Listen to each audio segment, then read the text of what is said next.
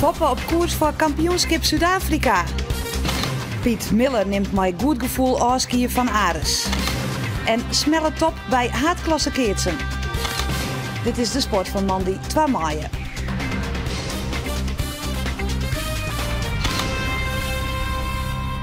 Goeien en welkom bij Boppenslag. Een mooie uitsturing, jong. Maar ik nog omdenken voor autocross en FVC, de snijs haatklasser die in degradatie net is. Maar we gaan eerst naar Zuid-Afrika, want de competitie is in Nederland verschoren spannend. Maar ook in Zuid-Afrika wordt er nog volop strijden om het kampioenschap. En een van die haatrolspelers daar is Foppe de Haan, met zijn Ajax Cape Town. 3 ploegen maken nog kans op de titel, onder andere ik de Orlando Pirates van Foppe zijn Nederlandse concurrent Ruud Krol. De beste papieren lezen naar dit weekend bij de Haan, want Ajax Cape Town woen en stiet nou 3 punten los van zijn concurrent. Nog nie had Ajax Cape Town de titel in de Premier Soccer League pakt. Maar dit hier is het mogelijk. Arun de Vreed speelde Ajax in AmaZulu. Ajax kwam maar 1-0 achter, maar woen de wedstrijd toch mooi 2-1. Maar nog 2 wedstrijden te gaan zit Ajax Cape Town nou eerste. Alle kans dus op de titel. Natuurlijk is het eigenlijk alleen maar spannender. Nou ja, dan maken we de volgende maar uit in Kaizer Chiefs. Nou ja, en dan spelen ze in het stadion met tussen de 40 en de 60.000 mensen komen. Het kan best wel dat er 60.000 zijn. Nou ja, maar dat is wel mooi. Want het jouwt wel een enorme beleving, een enorme. Dus dan kan je eigenlijk met slecht voetballen. Hè? Dus dat is sowieso. En ik denk dat ze dan bij althans hebben het absoluut volle beter dan de junior. Dat is mat, hè, trouwens. Ja. Nou ja, en dat is de eerste. En de tweede is dan weer een thuiswedstrijd in Maritzburg. En als we dan nog Meijbob en Oostingen, dan spelen we in het grote stadion, Cape Town stadion. Nou, daar komen dan ook een wereld voor. Dus dat wordt een fantastische happening. En ik hoop een heel mooi einde, maar het wordt heel spannend, dat is wel zeker. Dus ja, de reden waarom ik hier heen ging weer, dacht ik van nou, dat is mooi, dat is nu uitdaging. En misschien kan ik wat helpen om voetbal te ontwikkelen. Nou, en dat is mij eigenlijk fantastisch lukt. Hè. Als je de meesten naar u joggen en hoeveel waardering we krijgen, dan hoop ik dat ze er wat mee doen. Dat zou wel heel mooi zijn. De staan. Het Ajax Cape Town van Foppe onder leiding met 3 punten meer als de Pirates. De Sundowns binnen treden, maar haar 1 wedstrijd minder spelen. Volgende week spelen het Foppe de Haan de pittige wedstrijd in Johannesburg in de nummer 4 en dat zijn de Kaizer Chiefs. Na weken meer oer Foppe de Haan en zijn Ajax Cape Town nou weer Friesk voetbal. Want de Frieske snijs haatklassers hebben het dreig. Snitswiet-zwart is 12e en dat plak jou terug op promotie degradatiewedstrijden. FVC uit Ljouwert stiet 3 punten achter Snits op het 3e plak en dat betekent degradatie. Snijn spelen FVC thuis in Babberich. Bij Weenst had FVC takom weken in de derby in Snits nog kans degradatie te ontrennen, maar oors is het oer. FVC kwam onder Bert Hollander vanuit de 2e klasse naar de Snijns haatklasse. Maar degradatie komt nou heel dichtbij. Het is een kwartier voor 12, ja, 1 minuut voor 12 nou. We hebben 2 weken geleden hebben we wonnen bij Reden. Dat was cruciaal. Nou, Snits is verlierd toen en nou ja, wij moeten vandaag winnen. En Snits moet naar Reden daar. Nou, dat is niet zo makkelijk, maar oké, die zal misschien ik winnen. Dan bloos bij en dan moest volgende week moest je in Snits. Maar ja, eerst Joert, we kennen wel voor Ruudje, maar ja, Joert is ook heel belangrijk, want Babberich die wilde ik winnen. En dus koer FVC vol onder bak zien Babberich dat nog een paar puntjes nodig had om definitief veilig te wezen. En het is ook het eerste gevaar wat van Babberich komt. De bal op een lotte, maar er is al een oertreding maken, dus dit docht er verder net aan. Het is wel duidelijk dat Babberich de eerste 20 minuten duidelijk de betere wie. De gasten dwingen meer kansen aan en FVC maakt alle registers hier beloeken. En hier staat de pijl in het paard. Van heel dichtbij. Wie het Evert Reumer, de topscorer aan de kant van Babberich. Maar diezelfde Evert Reumer die staat dan wel te plak bij de corner. En na 31 minuten is het 0-1. Beetje een wonderlijke situatie. De corner, de bal die wordt terug de wien op de kruising stuiten en die komt dan op de knibbel van Evert Reumer. Ja, een beetje pech voor FVC, maar wel de eerste staan. En 3 minuten later dan op een nij het gevaar. En de redding van Jarno de Jonge. Maar wat oerbluwt is een corner in de 34e minuut. Op een nij een deert spulmoment. En die blijft weer hingen, onderkant Lotte. En dan staat daar Jesse Pastoors voor 0-2. Weer een klutsituatie, weer een deert spulmoment. En het zit FVC in deze fase duidelijk net mee. De ploeg van Bert Hollander maakt dan op jacht naar de ontsluitingstreffer. Vlak voor het skoft de vrije trap en de kopbal van Rick Jonsma. En die had het vizier te heeg. En dat betekent dat FVC in het skoft een achterstand had van 0-2. En dan moet het barren in die tweede helte. En er wordt ook harder werken. Jeffrey Hollander verovert de bal, kan trok in. En dan ontstaat er een prachtige situatie. 3 man van FVC tegen 1 verdediger. Jeffrey Hollander, 1-1 met de keeper, maar die mist. En dit weer de mogelijkheid om weer om te komen in de wedstrijd. 56e minuut voor Jeffrey Hollander. Maar hij faalt 1-1 met keeper Mike van Houten. Maar FVC gaat vanzelfs terug, want er moet wat forceerd worden. En dan komen er meer mogelijkheidjes van dichtbij. René Hoen bloedt knap aan de bal, heel het uit. Maar de topscorer van FVC weet deze keer net doel te rijden. En dan begint de tijd natuurlijk te dringen. De corner dan van FVC en de ontsluitingstreffer. Rick Jonsma wol treft zeker. 68e minuut. En wat is er dan nog mogelijk voor FVC? Helemaal vrijstaand, keurig inknikt. Ja, 1 doelpuntje achter. Dat is te min voor FVC. Zelfs een punt is eigenlijk te min. Er moet op Ween spelen worden. En dit weer nog een aardige mogelijkheid voor Geert Faber. Maar het is de keeper die de redding brengen kan. De omhaal op een ei van Geert Faber. Nee, het slag het net. De 80ste minuut. En dan dringt de tijd wel heel bot. En dan echt nog eens die deerlijke counter van Babberich. In de 90ste minuut. Robin Tus helpt verwoestend uit en bepaalt de eindstand op 1-3. En daarmee bezegelt hij misschien wel het lot van FVC. Ja, het is nou een heel moeilijk verhaal. 6 punten achter Snits en dan maar Snits nog thuis en uit naar Hogeveen. Die wordt ik verliest, die er ik nog voor strijden moet. Nou ja, en Snits de laatste week. Eigenlijk hebben we het verschieten, maar ja, dan moest het nooit opjagen tot de laatste minuut. Dus we proberen het volgende week wel. Maar ja, het is een heel moeilijk verhaal. Dus dat is duidelijk. Terug winst op Biekwik 1880 is HSC 21 de nieuwe koprinner. Snitswiet woon mij 3-0 van degradante Reden en stiet mij Richtersbleek op een nieuw competitieplak. Snijn speelt het FVC dus thuis sinds Snitswiet zwart. En bij elk puntenverlies van FVC is degradatie een feit. Sportclub Cambuur plaatste hem vreed definitief voor de play-offs. Er waard maar 3 inwoon van MVV. Maar nog 1 wedstrijd te gaan is Cambuur nog volop in de race voor de strijd om het 5e plak. MVV begint beter onder wedstrijd als Cambuur en krijgt een paar geweldige mogelijkheden in de eerste helft. Prachtig schot van Tom Damen, maar onderkant Lotte. En Cambuur komt goed waai. Maar in de tweede helft nemen de Ljouters het heft in hand. Mooie 1-2 tussen Reza en De Vries. En uiteindelijk tikt De Vries de bal binnen. 1-0 voor Cambuur. En nog geen 5 minuten later wordt Bob Schepers voortstuurd en hij maakt de 2-0. Dan wordt het nog even spannend als MVV een strafschop krijgt. Tom Damen zit hem binnen en dan is het 2-1. Maar 10 minuten voor tijd valt de beslissing. En hoe? De bal komt bij Ozan Turk. Die had rondom uit te halen. En de dochter. Prachtig draaien in voor de Ljouters. En dan is de buit binnen. En daardoor doet Cambuur nog volop mee in de strijd om het 5e plak. En dat is wichtig, want als de ploeg 5e wordt, binnen ze de eerste ronde van de play-offs vrij. Ik vind de volgende doelstelling is voor die 4e of 5e plek gaan. En ja, als die in beeld komen, moet je die niet laten om die te pakken. De basketballers van Ares kunnen met mengde gevoelens waarom zijn op het aanroende seizoen. De ploeg wisselen topwedstrijden aan met mindere en waar het verleden week in de eerste ronde van de play-offs uitschakelen terug Nijmegen. En daarmee kwam er na 3 jaar een eind aan de trainerscarrière van Piet Miller bij Ares. De auto van de club zit nu nog voor de deur van het appartement van Piet Miller. Maar het zal net lang mee worden, want het tijdperk Miller bij Ares is voorbij.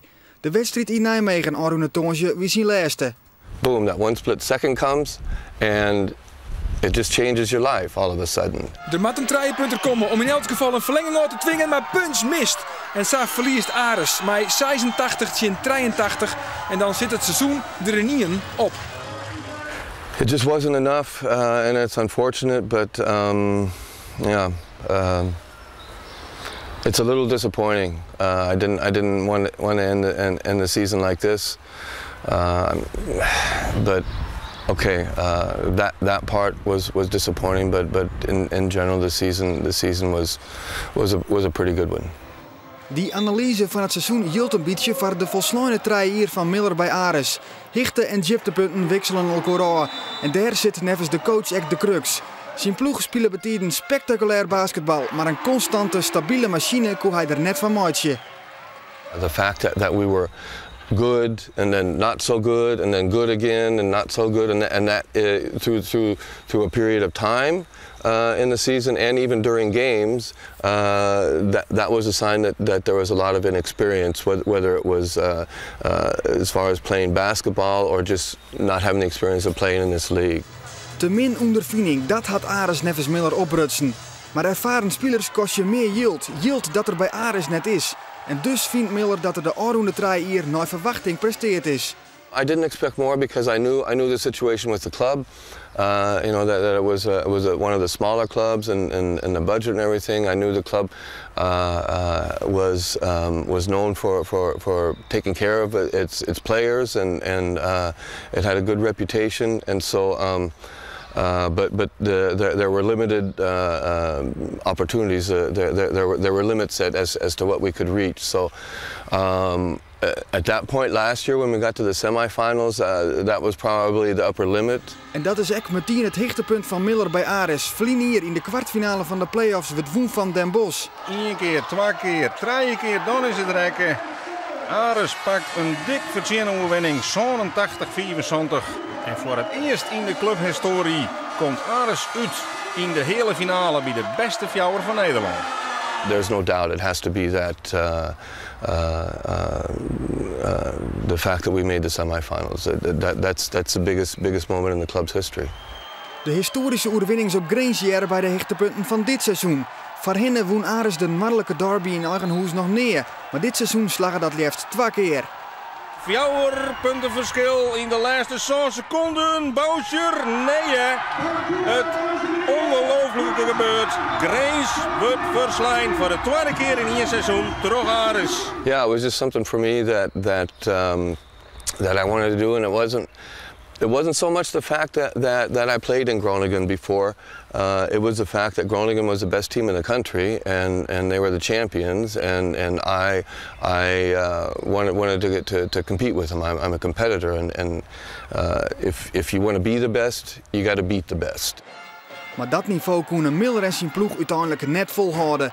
Al kwam Aris nog dichtbij een nieuwe hele finale. De play-offs in Nijmegen winnen reclame voor het basketbal in Ljouwert en dat is wat Miller achterliet. Al hier hij nog graag een hier terugzetten woon. Yeah, I would have stayed, but you know we never had that conversation. But you know, okay, I came here as a professional coach. I was a professional coach. I'm still a professional coach, and I understand the business.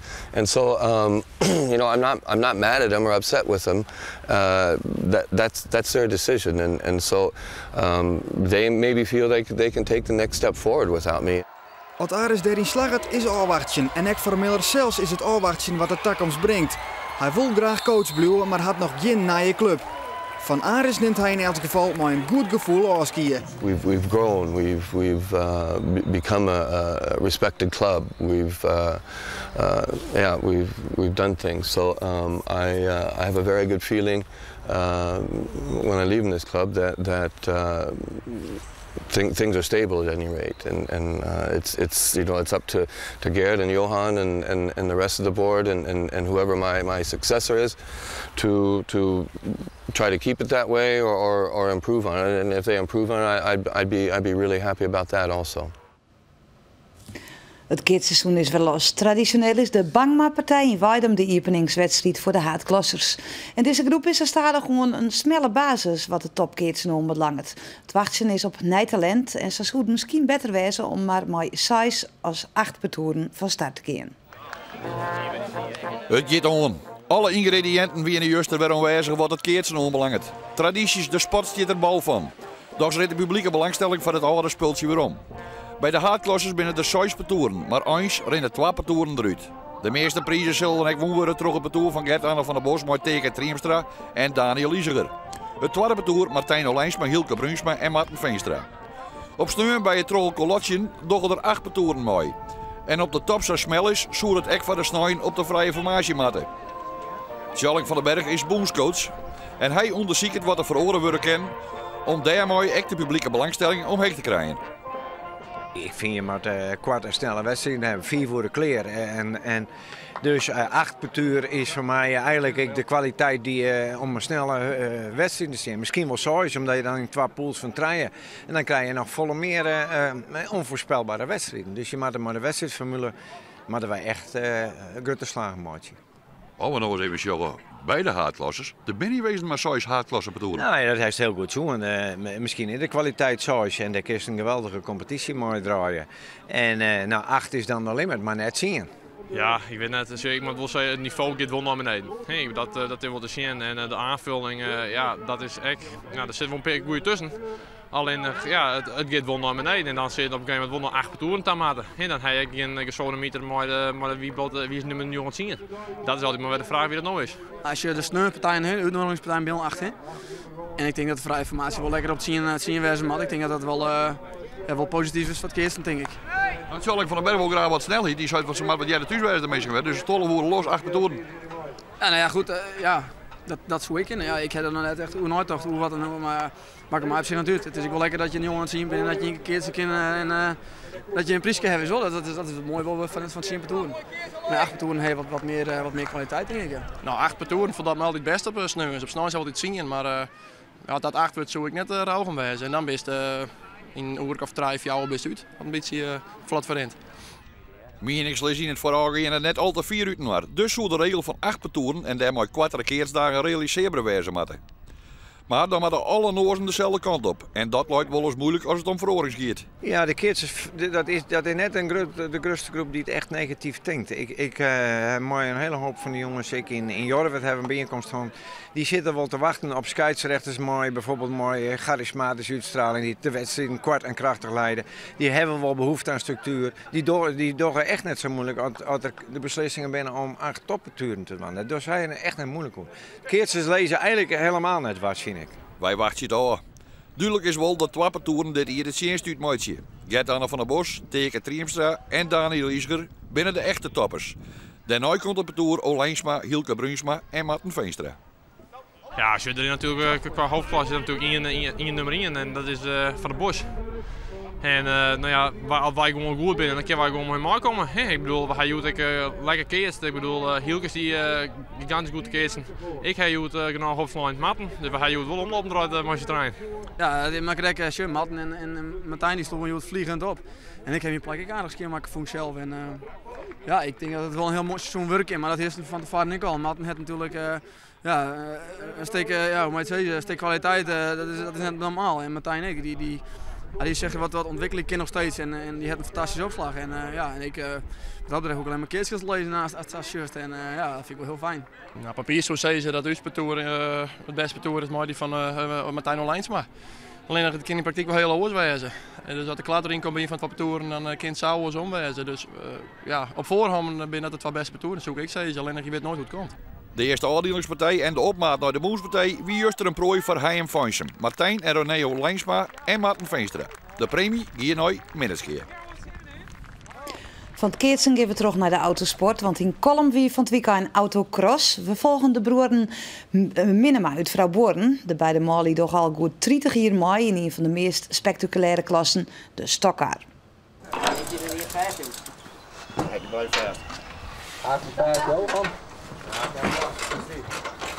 Goedemorgen. Goedemorgen. Druk waren met de tarierings? Ja, het spul moeten we wat in water heen, dan kunnen we dan direct uit. Dan zijn we direct naar Kolm daar. Ja, hoe begint de dag voor je? Ja, de dag begint hier in wezen een beetje. De boel wordt klaarzetten, alles, ja, de luchtfilters inspuiten en alles op elkaar laden. En dan alles bij elkaar en dan dat doet. Daar begint de dag een beetje mee. En dan ben je hier mooi een aardige ploeg mee. Ja. Is dit nou het team? Dit is grotendeels het team. Er zijn dan Peerman, die ben er hier net. Die komen wat later. Die hebben juist doen oerwerken en wij juist doen later aan de gang geweest. Om het speel al je van me te krijgen.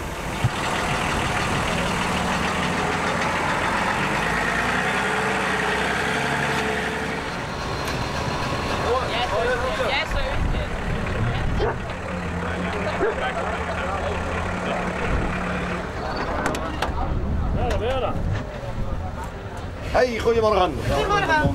Stakker of jij al? Hey. Jouw of jij? Wat is het? 26, 24, 25. Ja, kom maar. Goeiedag. Oké. Bij jou zo. Misschien doen we wat van Maaske. Ik kom even hier achter door. Ja, kom goed. Is het?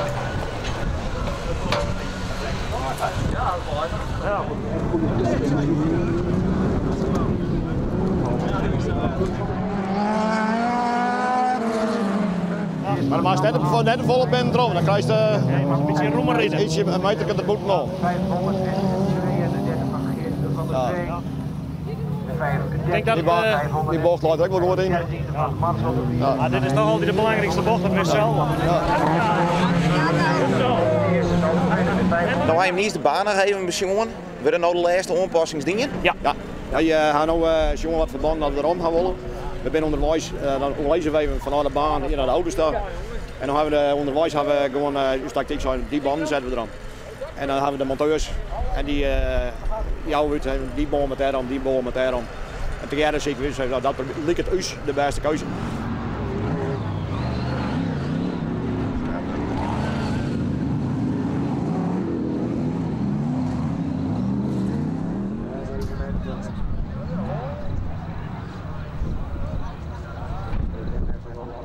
Achter in de bocht, daar kon ik een mooi heks omhalen, maar dan komt een knipje. En ik hipte even omheen en ik kwam in dat knipje en weer pats de boon eraf. Dus ik reed mezelf al. Maar die wezen jammer, maar die verder hartstikke goed. Ja, die hartstikke verder, wat leuk verder. Er zit een heel gemeen knik, ik hoorde hem geheel op die knip. En toen werd de motor warm, ik dacht, hoe kan dat nou? Ja. Nou, feest nader al. Ja, mis. Oh, jammer hè. Ja. En toen best 3 of 4 werden nog? Ja, dat had je niet gehaald, dus dan best ook daar ongeveer bedaren.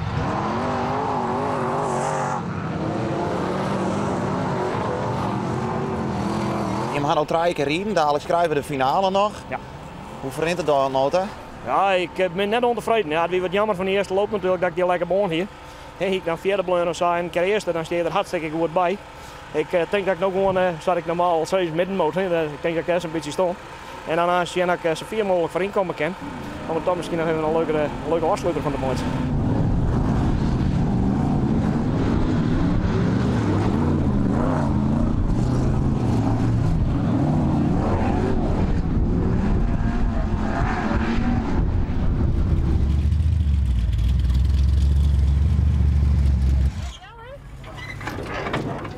Nou, dit is heel erg jammer.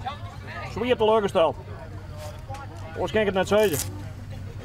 De eerste bocht gaat voor het mis. Ik hong voor het vast op een nummer 2 en dan ben je achterop en dan kom je er nooit meer bij. Eigenlijk wat verhaal van wat ik al dit had.